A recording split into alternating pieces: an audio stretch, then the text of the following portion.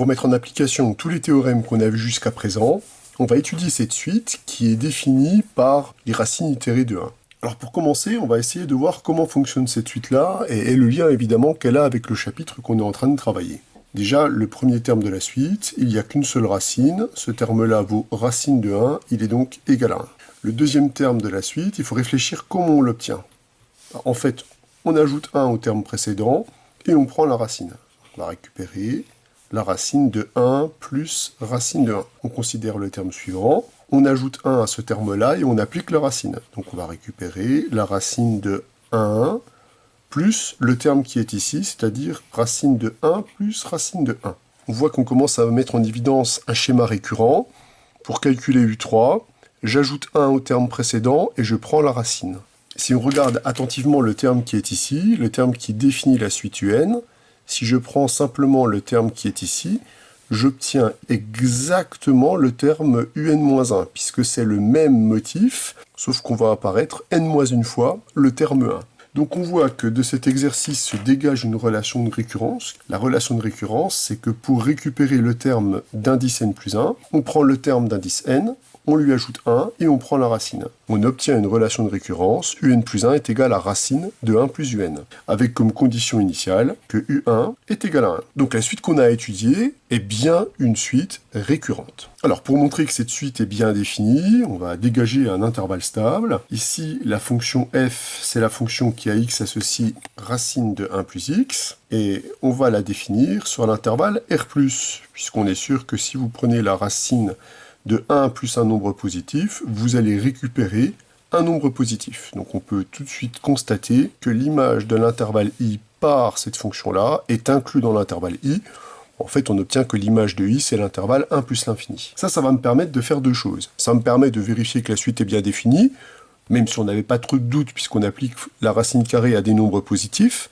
Mais ce qui est intéressant, c'est que comme le nombre u1 appartient à l'ensemble i, et que i est un intervalle stable par f, eh bien les termes de la suite vont tous se trouver dans l'intervalle i. Donc on obtient que pour tout n appartenant à n étoile, un est un élément de l'intervalle i.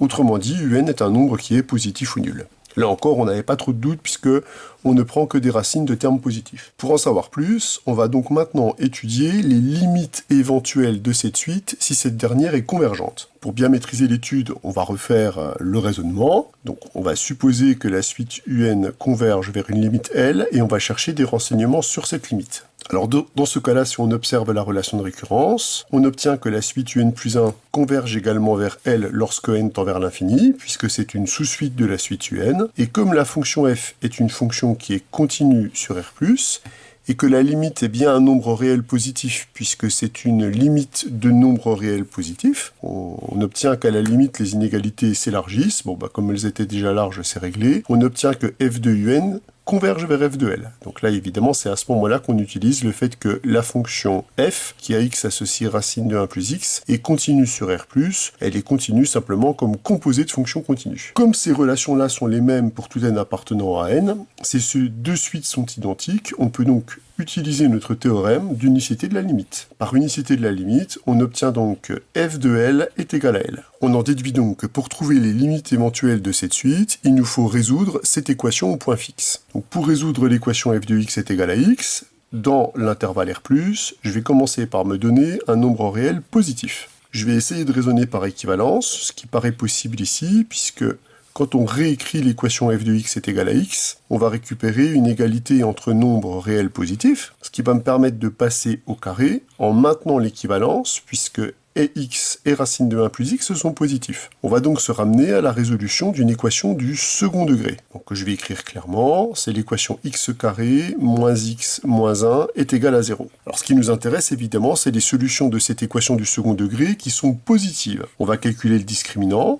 Le discriminant, c'est 1 plus 4. Le discriminant, il est égal à 5. La première solution, c'est donc 1 moins racine de 5 sur 2, qui ne convient pas puisque ce terme-là est strictement négatif. La deuxième solution, c'est 1 plus racine de 5 sur 2, qui lui est un terme strictement positif, qui convient. On obtient donc que le seul point fixe de la fonction f, c'est le nombre d'or, c'est 1 plus racine de 5 sur 2. Alors le nombre d'or, en général, on l'appelle phi. C'est donc la seule limite possible pour notre suite UN. Cette nouvelle information va nous permettre de confiner encore un peu plus les différents termes de la suite en observant simplement qu'on va pouvoir réduire l'intervalle stable de i à un intervalle borné, ce qui va être essentiel pour toute la suite. Effectivement, la condition initiale, elle est égale à 1, donc mon terme u1 appartient à l'intervalle 1 phi. Phi est un nombre évidemment strictement plus grand que 1, puisque racine de 5 est plus grand que 1. Or, l'intervalle que l'on définit ici est un intervalle qui est stable. Pourquoi ? La fonction f est une fonction qui est croissante sur R+. C'est simplement une composée de fonctions croissantes. Vous pouvez calculer sa dérivée. Sa dérivée, c'est simplement 1 sur 2 racine de 1 plus x fois 1. Donc 1 sur 2 racine de 1 plus x, c'est une fonction qui a une dérivée positive, elle est croissante. Du coup, l'image de cet intervalle par ma fonction croissante, c'est l'intervalle qui est formé par f de 1 qui est égal à racine de 2, et f de phi est égal à phi, puisque le nombre d'or, il est fixe par l'application f. On obtient donc que l'image de l'intervalle 1 phi par l'application f est donc inclus dans l'intervalle 1 phi, puisque racine de 2 est plus grand que 1. Qu'est-ce qu'on peut déduire de tout cela ?